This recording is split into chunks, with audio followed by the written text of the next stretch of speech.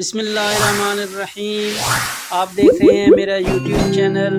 ناظرین کرام، آج ہم بات کریں گے امت مسلمہ کے عظیم سپہ سالار ارطغرل غازی کے بارے میں، جن کی جدوجہد اور فتوحات کی داستانیں رہتی دنیا تک اپنی مثال آپ ہیں۔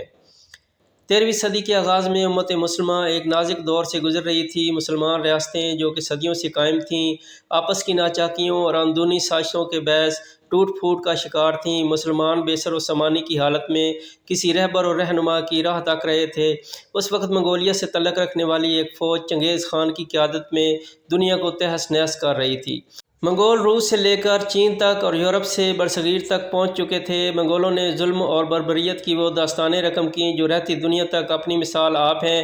اس وقت عالم اسلام کے ایک جانباز درخشاں ستارے نے آنکھ کھولی، جسے دنیا آج ارطغرل غازی کے نام سے جانتی ہے۔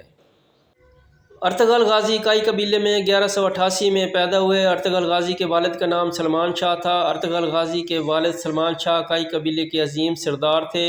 سلمان شاہ کے 4 بیٹے تھے۔ ارطغرل غازی کو اپنے وقت کا ایک بنیادی بادشاہ سمجھا جاتا ہے۔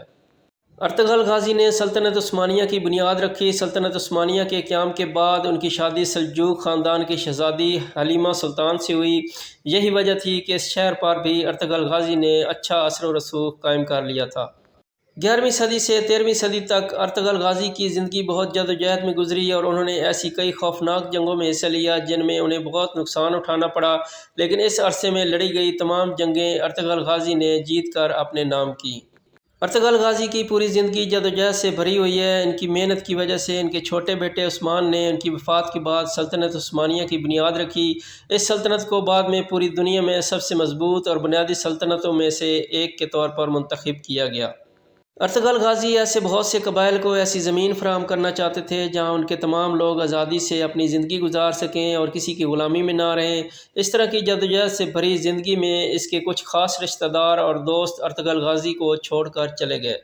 کہا جاتا ہے کہ جس وقت ان کے قریبی لوگ انہیں چھوڑ کر جا رہے تھے، اس وقت بہت سے غیر لوگوں نے ان کا ساتھ دیا اور اس جنگ کو جیتنے کے لیے کئی طرح سے اپنا حصہ ڈالا۔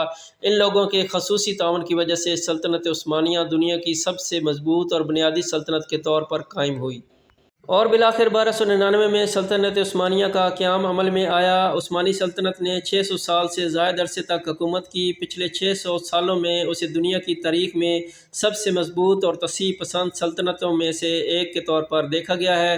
سلطنت عثمانیہ کے دور میں اس کے علاوہ پوری دنیا میں اتنی بڑی سلطنت اور کوئی نہیں تھی۔ سن 1922 میں پہلی جنگ عظیم کے دوران اس سلطنت کے ساتھ ایک خاص جنگ ہوئی، اور پہلی جنگ عظیم کے اختتام پر سلطنت عثمانیہ کا خاتمہ ہو گیا۔